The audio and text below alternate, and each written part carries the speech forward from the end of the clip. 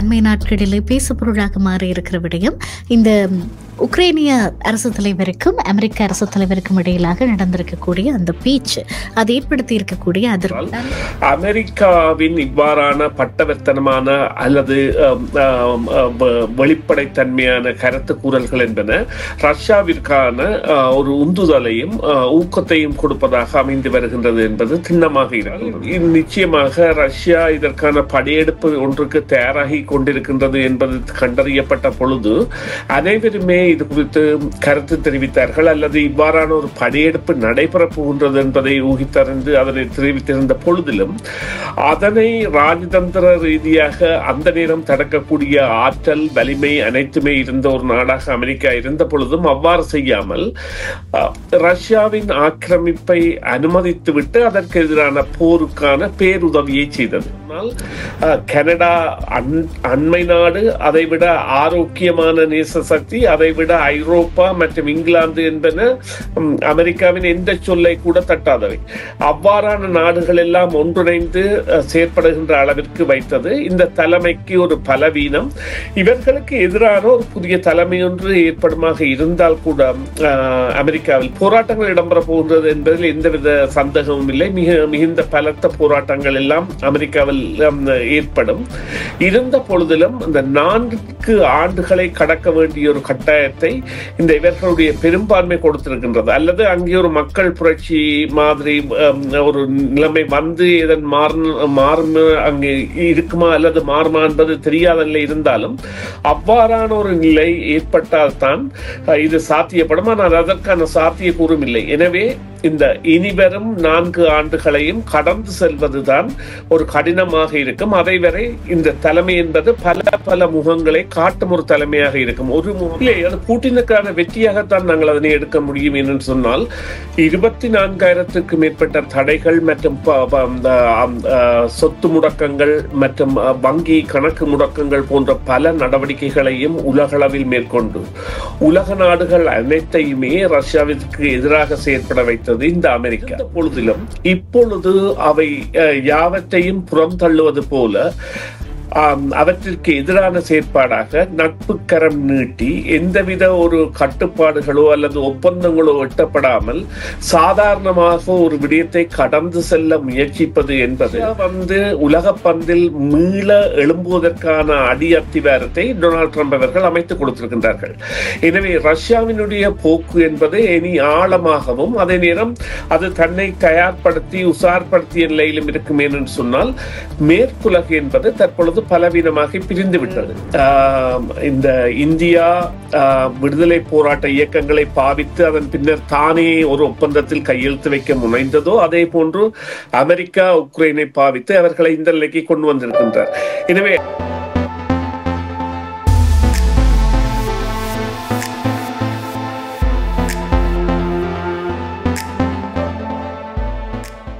கேட்டுக்கொண்டிருக்கிறீர்கள். நேரம் 10:30 இருக்கிறது. வழக்கமாகவே சர்வதேச அரசியல் அரங்கில் நிகழ்ந்து கொண்டிருக்கிற மிக முக்கியமான பேசு பொருள்களை ஆழமாக உரையாடுவதற்கான நேரமாக இது இருக்கிறது. அந்த வகையிலே இன்றைக்கு அதிகமாக பேசப்படுகிற ஒரு வாரமாகவே பேசப்படுகிற மிக முக்கியமான விடயமாக இருப்பது உக்ரைனினுடைய அரசு தலைவருக்கும் அமெரிக்க ஜனாதிபதிக்கும் இடையிலாக நடந்திருக்கக்கூடிய அந்த கலந்துரையாடல், அதற்கு முன்னமாகவும் இதற்கு பிற்பாடும் இது ஏற்படுத்த போகிற அதிர்வுகள், ஏற்படுத்தி இருக்கக்கூடிய அதிர்வுகள், இவைகளை பற்றி தான் பொதுவாகவே பேச்சுக்கள் எழுந்த வண்ணமே இருக்கிறது. அதிலும் குறிப்பாக சர்ச்சைக்குரிய ஒரு சில விஷயங்கள் பெரிதும் பேசுபொருளாக மாறி இருக்கிறது. மிக முக்கியமாக அந்த உரையாடலிலே டொனால்ட் ட்ரம்ப் ஒரு இடத்திலே சொல்லுவார், உக்ரைனினுடைய இத்தகைய போக்கு என்பது இது ஒரு விதமான கேம்பிளிங், அதாவது 3ஆம் உலக போருக்கான ஒரு கேம்பிளிங்காக கூட இது இருக்கலாம். கிட்டத்தட்ட அந்த சூது போல உங்களுடைய செயற்பாடுகள் இருக்கிறது என்பது போல ஒரு வார்த்தையை விட்டிருப்பார். ஆக இதற்கு பிறகு இந்த 3ஆம் உலக போர் குறித்து பெருமளவான மக்கள் பேச ஆரம்பித்திருக்கிறார்கள். ஒருவேளை இவைகள் எல்லாம் அந்த இடத்திற்கு தான் நம்மை நகர்த்துமா என்பது போல. அதோடு கூடுதலாக இன்னும் பல விடயங்களும் விவாதிக்கப்பட்டிருக்கின்றன. அது குறித்து நாங்கள் பேச போகிறோம். சுரேஷ் தர்மாவை உரையாடலுக்காக இணைத்துக் கொள்ளலாம். வணக்கம் சுரேஷ் தர்மா. வணக்கம் பிரியா. வணக்கம் நேயர்களே. நலமாக இருக்கிறீர்களா? நலமாக இருக்கின்றேன். மற்றொரு உரையாடலுக்காக உங்களை இணைத்துக் கொள்வதிலே மகிழ்ச்சி சுரேஷ் தர்மா. நான் ஏற்கனவே சொன்னது போல அண்மை நாட்களிலே பேசுபொருளாக மாறி இருக்கிற விடயம் இந்த உக்ரைனிய அரசு தலைவருக்கும் அமெரிக்க அரசு தலைவருக்கும் இடையிலாக நடந்திருக்கக்கூடிய அந்த பேச்சு அது ஏற்படுத்தி இருக்கக்கூடிய அதிர்வு. நான் ஏற்கனவே சொன்னது போல அங்கே ஒரு இடத்துல அவர் குறிப்பிட்டு சொல்லியிருந்தார், நீங்கள் செய்வது கிட்டத்தட்ட மூன்றாம் உலக போருக்கான ஒரு அழைப்பு போல மாறக்கூடும் அப்படி என்று. ஆக அதிகம் பேர் இது குறித்து பேச ஆரம்பித்திருக்கிறார்கள். உங்களுடைய மிக நீண்ட காலமாக இந்த அரசியல் ஆய்வினை மேற்கொள்ளுகிறவர், இல்லாவிட்டால் அது குறித்த அறிவோடு இருக்கிறவர் என்கிற ரீதியிலே நீங்கள் சொல்லுங்கள், இப்பொழுது சர்வதேச அரங்கில் நிகழ்ந்து கொண்டிருக்கிற என்னென்ன விடயங்கள் மூன்றாம் உலக போரை நோக்கி நம்மை நகர்த்தக்கூடிய சாத்தியக்கூறுகளோடு இருக்கிறது என்று நினைக்கிறீர்கள்? மூன்றாம் உலகப் போரை நோக்கி நகர்த்தக்கூடியதாக இருப்பது அமெரிக்காவின் செயற்பாடு முக்கியமானதாக கருதப்பட வேண்டியதாக உள்ளது என்றால், அமெரிக்காவின் இவ்வாறான பட்டவர்த்தனமான அல்லது வெளிப்படைத்தன்மையான கருத்து கூறல்கள் என்பன ரஷ்யாவிற்கான ஒரு உந்துதலையும் ஊக்கத்தையும் கொடுப்பதாக அமைந்து வருகின்றது என்பது திண்ணமாக இருக்கின்றது. எனவே அவ்வாறான ஒரு நிலையில் மேற்குலக தரப்பை பலவீனப்படுத்தும் ஒரு தரப்பாக அமெரிக்கா மாறி வருகின்றது என்பதில் எந்தவித ஐயமும் இல்லை. தனது இணை நாடுகளாக இணை சகோதரர்களாக இருந்தவர்களிடையே இருக்கின்ற பலவீனங்களை அல்லது பலத்தை புடை போட்டு காட்டுகின்ற விடயங்களை மூடிய கதவின் பின்னால் இருந்து பகிர்வதை விடுத்து இவ்வாறு நீங்கள் குறிப்பிட்டது போன்று கூறியதன் மூலம் இப்பொழுது ரஷ்யாவை பொறுத்தவரையில் அதற்கு நிச்சயமாக தெரியும், தாங்கள் எந்த ஒரு தாக்குதலை தொடுத்தால் கூட அமெரிக்கா இந்த விவகாரத்தில் பெரிதாக தலையிடப் போவதில்லை என்று. இதற்கான காரணம், இந்த அமெரிக்கா தான் வலிந்து அல்லது தான் விரும்பி ஏற்படுத்திய ஒரு போர் தான் உக்ரைனுக்கும் ரஷ்யாவிற்கும் இடையேயான போர். உண்மை நிலை ஏதுவாக இருக்கும் என்றால் நிச்சயமாக ரஷ்யா இதற்கான படையெடுப்பு ஒன்றுக்கு தயாராகி கொண்டிருக்கின்றது என்பது கண்டறியப்பட்ட பொழுது அனைவருமே இது குறித்து கருத்து தெரிவித்தார்கள், அல்லது இவ்வாறான ஒரு படையெடுப்பு நடைபெறப் போகின்றது என்பதை ஊகித்தறிந்து அதனை தெரிவித்திருந்த பொழுதிலும் அதனை ராஜதந்திர ரீதியாக அந்த நேரம் தடுக்கக்கூடிய ஆற்றல் வலிமை அனைத்துமே இருந்த ஒரு நாடாக அமெரிக்கா இருந்த பொழுதும் அவ்வாறு செய்யாமல் ரஷ்யாவின் ஆக்கிரமிப்பை அனுமதித்துவிட்டு அதற்கு எதிரான போருக்கான பேருதவியை செய்தது. இன்று டொனால்ட் ட்ரம்ப் அவர்கள் கூறுகின்ற இந்த $350 பில்லியன் என்கின்ற உதவியை செய்ததே இதே அமெரிக்கா, அவர்களுடைய கொள்கை வகுப்பாளர்கள், அவர்களுடைய ராஜதந்திரிகள். இதற்கான காரணங்கள் சில பின்னணி உண்டு. என்னவென்று சொன்னால், எந்த ஒரு சாதனங்களும் அல்லது ஆயுதங்களும் ஆயுத தளவாடங்களும் அவை கொண்டிருக்கின்ற இலத்திரனியல் கருவிகளும் அவை செயற்படுகின்ற காலக்கெடுவை கொண்டவையாக இருக்கின்றன. காலக்கெடு முடிவதற்கு முன்னால் தங்களிடம் இருக்கின்ற ஆயுதங்களை பாவனைக்கு உட்படுத்துவதற்காக இந்த ஆயுதங்களை இவர்கள் அழித்தொழிப்பதனால் இதனை விட பெரிய செலவாகும். அதே ஆயுதங்களை, ஏனென்றால் அந்த ஆயுதங்களை அழித்தொழிப்பதற்காக இவர்கள் வேறு இடங்களை தேட வேண்டும் அல்லது நிலக்கீழ் பெரிய சுரங்கங்களை அமைக்க வேண்டும். அவ்வாறு செய்கின்ற பொழுது நில அதிர்வுகள் ஏற்படும். பல பல பல இத்தியாதிகள் இருக்கின்றன. அதை விடுத்து இவ்வாறாக 10 ஆண்டுக்கு ஒரு முறை எங்கேயோ ஒரு போரை தொடங்கிவிட்டால் அங்கே அந்த நாடுகளுக்கு உதவி செய்து அதன் மூலம் தங்களுடைய இருக்கின்ற ஆயுத இருப்புகளை காலவதியாகின்ற ஆயுத இருப்புகளை அனுப்பிவிட்டு புதிய ஆயுதங்களை மேற்கோள் காட்டுகின்ற ஒரு செயற்பாடுகளை எல்லாம் இவர்கள் செய்யலாம் என்பது பகிரங்கப்படுத்தப்பட்ட அல்லது சின்னமாக தெரிந்த விடயம்.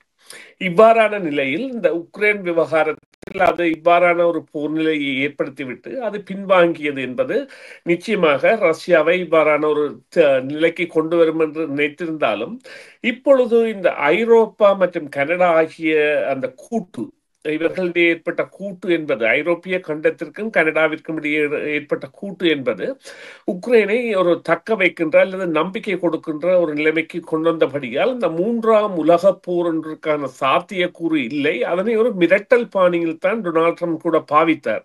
ஆனால் இப்பொழுது இந்த நேரம் கிடைக்கின்ற தகவலின்படி செலன்ஸ்கி அவர்கள் கூட அன்று அந்த மாளிகையில் நடந்த விடயத்தில் தான் அப்படி அவ்வாறு நடந்திருக்க கூடாது என்பதை அனுமதித்தவராகவும் அமெரிக்காவுடன் இணைந்து செயற்படுவதற்கு தயாரானவராகவும் மாறி வருகின்றார். அதற்கான காரணங்கள் என்னவென்று சொன்னால், அவர் அந்த உக்ரைன் மக்களிடையே பிரபல்யமானவராக இன்றும் இருக்கின்ற ஒரு தலைவர். அத்தோடு அந்த மக்களுக்கு இவ்வளவு அந்த மக்கள் இந்த நிலைக்கு வருவதற்கான காரணமாக கூட இந்த அமெரிக்காவின் செயற்பாடுகள் அல்லது ஆயுத வழங்கல் தான் காரணமாக இருந்தன. குறிப்பாக 5க்கு மேற்பட்ட நாடுகள் பெரிய உதவிகளை செய்திருந்தன. அதில் அந்த நிதி உதவியை செய்த நாடுகளில் அமெரிக்கா, ஐரோப்பிய ஒன்றியம், ஜப்பான் மற்றும் கனடா ஆகியவை முன்னிலையில் இருந்தாலும் இந்த ஆயுத உதவிகளில் அமெரிக்கா மற்றும் ஜெர்மனி மற்றது யூகே எனப்படுகின்ற ஐக்கிய இங்கிலாந்து, டென்மார்க் மற்றும் நெதர்லாந்து ஆகிய நாடுகள் தான் இந்த விவகாரங்களில் பெரிதாக செய்திருந்தன. எனவே அவர்கள் இப்பொழுது செய்த இந்த ஆயுத உதவிகளின் பிரகாரம் என்பது தொடர வேண்டும். தனித்து ஐக்கிய இங்கிலாந்தோ அல்லது ஐரோப்பிய கண்டமோ இந்த போரை கொண்டு செல்ல முடியாது, அல்லது போருக்கான ஒரு வழிவகைகளை நிறுத்தத்திற்கான ஒரு உறுதியான வழிமுறைகளை கையாள முடியாது. எனவே அதற்கான காத்திரமான நிலைமை என்பது இப்பொழுது உருவாகி இருக்கின்றது. அது கூட செலன்ஸ்கி அவர்களின் ஒத்துழைப்பால் அவ்வாறு நடந்திருக்க கூடாது என்பதை ஏற்பவராக இருக்கின்ற பொழுது பேச்சுக்கள் தொடர்ந்து இடம்பெறுவராகவும் மிகவும் ஒரு உறுதியான மற்ற இறுக்கமான தலைவராகவும் அவர் மீள வரக்கூடிய சாத்தியத்தை அது ஏற்படுத்தியுள்ளது. நிச்சயமாக. ஆக அந்த காட்சியை பார்க்கிற போது வெள்ளை மாளிகையிலே நடைபெற்றிருக்கக்கூடிய அந்த உரையாடல் நிறைய பேருக்கு ஒரு ஒரு நிறைய பேரை ட்ரிகர் செய்யக்கூடிய ஒன்றாக மாறி இருக்கிறது. காரணம், அது அங்கே அவர் உட்கார்ந்திருந்த தோரணை, அதை போல, அதாவது உக்ரைனினுடைய அரசு தலைவர் உட்கார்ந்திருந்த விதமும், அதை ட்ரம்ப் மற்றும் உபஜனாதிபதி அணுகிய விதமும், இவைகள் எல்லாம் பார்க்க ஒரு ஒரு வலியவர்கள் எளியவர்களை நசுக்குவதற்கான ஒரு முனைப்பை காண்பிக்கிறது போலத்தான் அந்த தோற்றம் இருந்தது. அதோடு கூட உண்மையான உறுதியான தலைவர்களோடு பேசுவது என்பது சாத்தியமானது. ஆனால் ஒரு அகங்காரமானவர்கள் சொல்லுவார்கள், அக்ரெசிவாக இல்லாவிட்டால் ஒரு அரகண்டாக இருக்கிறவர்களோடு உரையாடலை நிகழ்த்துவது என்பது மிக மிக கடினம். உண்மையிலே அந்த உரையாடலினுடைய முழு வடிவமும் சரி, அதற்கு பின்னராக டொனால்ட் ட்ரம்ப் பதிவு செய்திருந்த ட்வீட்டும் சரி, சமாதானம் தேவையாக இருந்தால் அவர் எங்களிடத்திலே வரட்டும், இல்லாவிட்டால் எங்களால் ஒன்றும் செய்ய முடியாது என்பது போல ஒரு மிரட்டல் துணி அந்த அந்த கடைசி பதிவிலும் இருந்தது. ஆக இப்படியான ஒரு ஒரு ஒரு கதை ஒரு பக்கம் இருந்தால், இன்னொரு பக்கம் அமெரிக்கா போன்ற ஒரு நாட்டிற்கு அப்படியான ஒரு ஆக்ரோஷமான தலைவர் தான் தேவை என்பது போல இன்னொரு சாரார் சொல்லி அதை புலங்காகிதம் அடைகிறார்கள் அதிலே. ஆக நீங்கள் இதை எப்படி பார்க்கிறீர்கள்? அந்த தலைமைத்துவத்தை எப்படி பார்க்கிறீர்கள்? எந்த தலைமைத்துவத்தை? அமெரிக்க அதிபரினுடைய தலைமைத்துவம். ஆமாம், அமெரிக்காவின் தலைமைத்துவம் என்பது நிச்சயமாக இப்பொழுது உள்ள தலைமைத்துவம் என்பது எதற்கான விட்டுக் கொடுப்புகளையும் பொருளாதார நிவர்த்திக்காக மேற்கொள்ளக்கூடிய ஒரு தலைமைத்துவமாக இருக்கின்றது. குறிப்பாக பார்த்தீர்களானால் அவர்களை பொறுத்தவரையில் இந்த கொள்கை வழி நிற்றல் அல்லது நேர்மை வழி நிற்றல் அல்லது உறவுகளின் தொடர்ச்சியை பேணுதல் என்பவற்றில் அக்கறை இல்லாதவர்களாக இருக்கின்றார்கள். இப்பொழுது அதாவது 2ஆம் உலக போரின் பொழுது அல்லது அதற்கு முன்பு இருந்த ஹிட்லருக்கு ஆதரவு கொடுத்தவர்களே அதிகமாக அமெரிக்கர்கள் என்பது ஒரு வரலாறான உண்மையாக இருந்தது. ஹிட்லரை உலகமே எதிர்த்த பொழுது கூட அதன் மறைமுகமாக, அதாவது குறிப்பாக அந்த ஒரு அதாவது அந்த செனட்டர் லூண்டின் என்கின்ற ஒருவர் கூட அவ்வாறு இருந்தார். அவ்வாறான செயற்பாடுகளில் போலத்தான் இப்பொழுதும் இவர்கள் எடுத்து வருகின்றார்கள். எவ்வாறு என்று சொன்னால், இருக்கின்ற தகமைகள், திறமைகள் மற்றும் தங்களுடைய அந்த ஆதரவு புலம் அனைத்தையுமே தவிரவிட்டு எழுந்த மானத்திற்கான செயற்பாடுகளை மேற்கொள்வதாகவும் அல்லது தாங்கள் விரும்பிய இலக்கை அடைவதற்கான குறுக்கு வழியில் பயணிப்பதான ஒரு செயற்பாட்டை மேற்கொள்கின்றார்கள். இன்று தங்களுக்கு இவ்வாறு கூறலாம், நாங்கள் அமெரிக்காவில் தேர்தல் நடைபெற்று ஜனாதிபதியாக டொனால்ட் ட்ரம்ப் அவர்கள் ஜனவரி 20ஆம் தேதி தேர்வு செய்யப்பட்ட மட்டும் உலகம் பயந்த ஒரு தலைமையாகத்தான் அமெரிக்க தலைமை இருந்தது. இன்று அதற்கு பிரதியீடாக இன்னொரு தலைமையாக ஐரோப்பாவும் கனடாவும் இணைந்து வந்திருக்கின்றன, இங்கிலாந்தும். இவையெல்லாம் இணைந்து நாங்கள் இந்த போருக்கு ஆதரவு கொடுக்கவும் என்று சொல்லி உக்ரைன் பக்கம் சாய்ந்து நின்று உக்ரைன் அதிபருடன் சேர்ந்து செயற்பட்ட பொழுது ஏற்படுகின்ற மாற்றமாக இப்பொழுது பார்த்தீர்களானால், செலன்ஸ்கி அவர்கள் அவ்வாறு நடந்திருக்க கூடாது. அவர் மன்னிப்பு கேட்கவில்லை. அவ்வாறு நடந்திருக்க கூடாது அந்த இடத்தில் இந்த விவகாரம் என்பதை கூறுகின்ற பொழுது அதன் மூலம் தொடர்ச்சியாக தாங்கள் இந்த பேச்சில் பயணிப்பதற்கான சந்தர்ப்பத்தை எடுத்திருக்கின்றார்கள். ஆனால் அங்கே கூட அவர்களுக்கான தோல்வி என்னவென்று சொன்னால் 500 பில்லியன் தொடர்பான கனிம ஒரு ஒப்பந்தம் ஒன்றிற்காகத்தான் செலன்ஸ்கி அமெரிக்காவுக்கு அழைக்கப்பட்டிருந்தார். அந்த கனிம ஒப்பந்தம் தொடர்பான எந்தவித தகவல்களுமே இல்லாத வகையில் தான் தற்பொழுது அந்த உறவு மேலோங்கி செல்கின்றது. எனவே இவ்வாறு பார்த்தீர்களானால் மற்றவர்களிடம் அடிபட்டு தற்பொழுது ஆரோக்கிய நிலைக்கு வருகின்ற ஒரு தலைமையாகத்தான் இந்த தலைமை இருக்கின்றது. ஏனென்றால் தாங்கள் வழங்கிய தேவைகளுக்காக இந்த மீண்டும் அந்த தங்களுக்கு இவர்கள் ஒரு 500 பில்லியன் டாலர்களுக்கான அந்த ஒப்பந்தத்தில் கைச்சாத்திட வேண்டும் என்கின்ற ஒரு மிரட்டலான அழைப்பின் பேரில் வந்த செலன்ஸ்கி இன்று களத்தையே மாற்றி வேறு வழியில் அந்த தளங்களை உருவாக்கி இருக்கின்றார். இரண்டாவது தலைமை உருவாக்குவதற்காக அமெரிக்கா தேர்வெடுத்த ஒரு சக்தியாக உக்ரைன் இருக்கின்றது. ஏனென்றால் உக்ரைன் விவகாரத்தில் அமெரிக்கா எவ்வாறு செயற்பட்டது என்பதை பார்த்த அதனுடைய நேச சக்திகள். இங்கே குறிப்பிட வேண்டிய விடயம் என்னவென்று சொன்னால் கனடா அண்மை நாடு, அதைவிட ஆரோக்கியமான நேச சக்தி, அதைவிட ஐரோப்பா மற்றும் இங்கிலாந்து என்பன அமெரிக்காவின் எந்த சொல்லை கூட தட்டாதவை. அவ்வாறான நாடுகள் எல்லாம் ஒன்றிணைந்து செயற்படுகின்ற அளவிற்கு வைத்தது இந்த தலைமைக்கு ஒரு பலவீனம். இவர்களுக்கு எதிரான ஒரு புதிய தலைமை ஒன்று ஏற்படுமாக இருந்தால் கூட அமெரிக்காவில் போராட்டங்கள் இடம்பெற போகின்றது என்பதில் எந்தவித சந்தேகமும் இல்லை. மிகுந்த பலத்த போராட்டங்கள் எல்லாம் அமெரிக்காவில் ஏற்படும். இருந்த பொழுதிலும் இந்த 4 ஆண்டுகளை கடக்க வேண்டிய ஒரு கட்டாயத்தை இந்த இவர்களுடைய பெரும்பான்மை கொடுத்திருக்கின்றது. அல்லது அங்கே ஒரு மக்கள் புரட்சி மாதிரி ஒரு நிலைமை வந்து இதன் மாறும் அங்கே இருக்குமா அல்லது மாறுமா என்பது தெரியாத நிலை இருந்தாலும் அவ்வாறான ஒரு நிலை ஏற்பட்டால்தான் இது சாத்தியப்படும். ஆனால் அதற்கான சாத்தியக்கூறும் இல்லை. எனவே இந்த இனிவரும் 4 ஆண்டுகளையும் கடந்து செல்வதுதான் ஒரு கடினமாக இருக்கும். அதை வரை இந்த தலைமை என்பது பல முகங்களை காட்டும் ஒரு தலைமையாக இருக்கும். ஒரு முகமாகவோ அல்லது அந்த உருதுவான ஒரு நிலைப்பாட்டில் உள்ள தலைமையாகவோ இது இருக்காது. நிச்சயமாக எனக்கு நல்ல ஞாபகம் இருக்கிறது. நாங்கள் இதற்கு முன்னம் உரையாடுகிற போது உக்ரைன் ரஷ்ய போர் இடம்பெற்றுக் கொண்டிருந்த நேரத்தில் நாங்கள் பேசியிருந்தோம். எப்படி உக்ரைன் மாதிரியான ஒரு சிறிய நாடு ரஷ்யா, அதுவும் 2ஆம் உலக யுத்தத்திலே மிகப்பெரிய ஜாம்பவானாக இருந்திருக்கக்கூடிய ஒரு பலம் மிக்க நாட்டினை எப்படி எதிர்த்து நிற்கிறது, இவ்வளவு காலம் எப்படி அதனாலே தாக்கு பிடிக்க முடிகிறது என்றெல்லாம் நாங்கள் பேசியிருந்தோம். ஆனால் ஒரு தாயக்கட்டை சுழல் ஒரு வீச்சிலே எல்லா கதையும் மாறியது போல அமெரிக்க ஜனாதிபதி தேர்தல் வந்தது. அத்தனையும் இப்பொழுது பிடி இன்னொருவருடைய கையில இருக்கிறது போன்றான ஒரு தோற்றுப்பாடு ஒரு சிறிய காலப்பகுதியிலே நிகழ்ந்திருக்கிறது.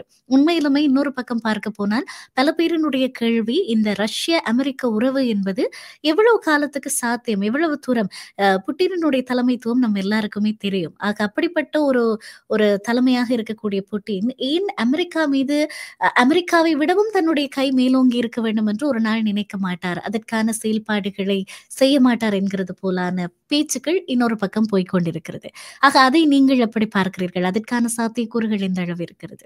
இல்லை, அது பூட்டினுக்கான வெற்றியாகத்தான் நாங்கள் அதனை எடுக்க முடியும். என்று சொன்னால் 24,000க்கு மேற்பட்ட தடைகள் மற்றும் சொத்து முடக்கங்கள் மற்றும் வங்கி கணக்கு முடக்கங்கள் போன்ற பல நடவடிக்கைகளையும் உலகளவில் மேற்கொண்டு உலக நாடுகள் அனைத்தையுமே ரஷ்யாவிற்கு எதிராக செயற்பட வைத்தது இந்த அமெரிக்கா. அமெரிக்காவின் சொற்படிதலுக்கு ஏற்பதான் ஏனைய நாடுகள் செய்தன. அதோடு அமெரிக்கா அதற்கு முதலாய நாயகனாக தான் செய்து காட்டியது.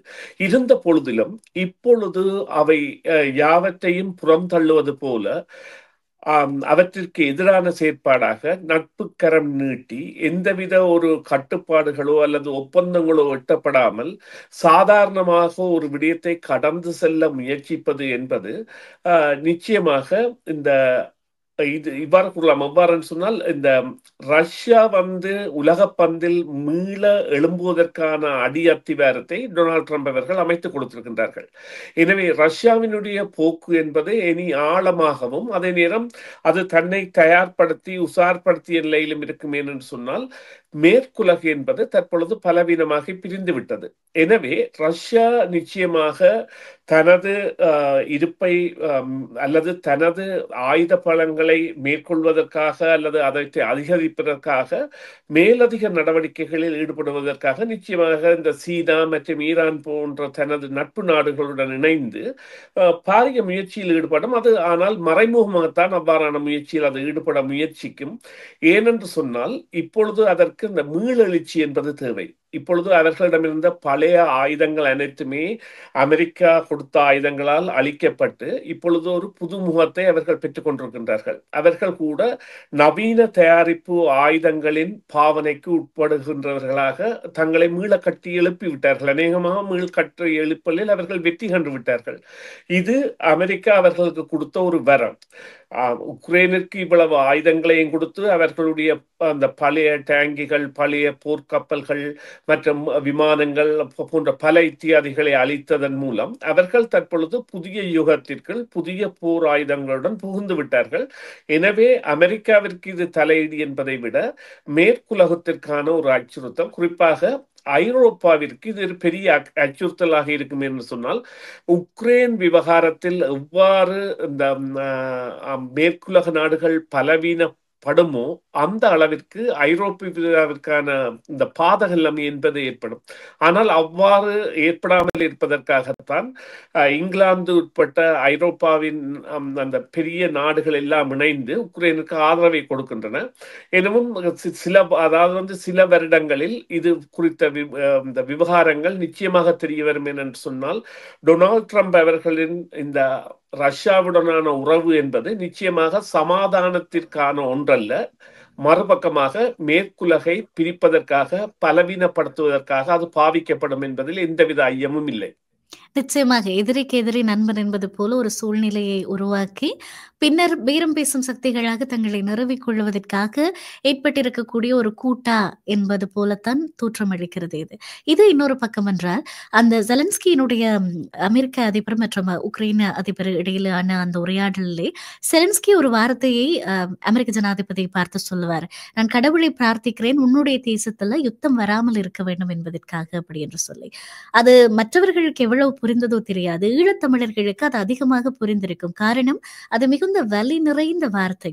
காரணம், எங்களுடைய தேசம் அல்லல் படுகிற போது, நிறைய பேர் கொன்று குவிக்கப்படுகிற போது வேற எந்த தேசமுமே எங்களுக்காக குரல் கொடுக்கவில்லை. ஆக அந்த பின்னணியில இருந்து வந்தவர்கள் இப்பொழுது இன்னொரு பேச்சை ஆரம்பித்திருக்கிறார்கள். நமக்கு தெரியும், அந்த இறுதி யுத்தம் ஈழத்தில் இடம்பெறுகிற போது பெருமளவு தமிழ் பகுதிகளிலே குண்டு வீச்சுக்கள் எந்த நாட்டினுடைய உதவியோடு நிகழ்ந்தது என்றால் அதில் பெரும் பங்கு உக்ரைனுக்கு இருக்கிறது என்பதை யாரும் மறக்க முடியாது. ஆனால் அதே நாங்கள் என்னுடைய வீடு எரியிற போது நீ பார்த்து கொண்டிருந்தாய் தானே, உன்னுடைய வீடு எரியட்டும் என்று இருக்கிற ஆட்களும் இல்லை. காரணம், எங்களுக்கு யாரும் குரல் கொடுக்காததுனாலே தான் அப்படி ஒரு கொடிய யுத்தம் எந்த நாட்டிலே நிகழ்ந்தாலும் அது எங்களை உள்ளூரை ஏதோ செய்கிறது, அதற்காக பேச வேண்டும் போல தோன்றுகிறது. காரணம், அது எந்த நாடு, யார், எவர் என்பதை தாண்டி மனிதம் அங்கே முன் நகர்ந்து நிற்கிறது என்பதுதான் உண்மை. ஆக ஆனால் ஈழத்தமிழர்களுக்கிடையே வருகிற இந்த பேச்சை நீங்கள் எப்படி பார்க்கிறீர்கள்? எங்களுக்கு செய்தார்கள் தானே, இப்பொழுது அவர்கள் அனுபவிக்கட்டும் என்கிற மாதிரியான பொருள்பட பேசுவது எவ்வளவு தூரம் நியாயம் என்று நீங்கள் நினைக்கிறீர்கள்? இல்லை, ஒரு தேசமாக பார்ப்பதானால் நிச்சயமாக அந்த தேசத்திற்குரிய இறையாண்மை என்பதை இழக்காமல் போராடுகின்ற ஒரு தரப்பாக அவர்கள் இருந்தாலும் பணத்திற்காக போராடுகின்ற ஒரு சக்தியாக இருந்தார்கள் என்பதில் எந்தவித ஐயமும் இல்லை. பணத்திற்காக போர்க்குற்றங்களை செய்தவர்களாகவும் பொதுமக்களை கொன்றவர்களாகவும் இவர்கள் இருக்கின்றார்கள். அதாவது கூலிக்கு போராடிய ஒரு தரப்பு என்பதில் எந்தவித சந்தேகமும் இல்லை. அல்லது தங்களுடைய ஆயுதங்களின் உற்பத்திகளை வேறு நாடுகளில் பிரயோகிப்பதற்காக அல்லது பரிச்சாத்தை களமாக இலங்கையிலும் ஈழத்திலும் அது பாவிக்கப்பட்டது அல்லது பரீட்சிக்கப்பட்டது என்பது பகிரங்க உண்மை.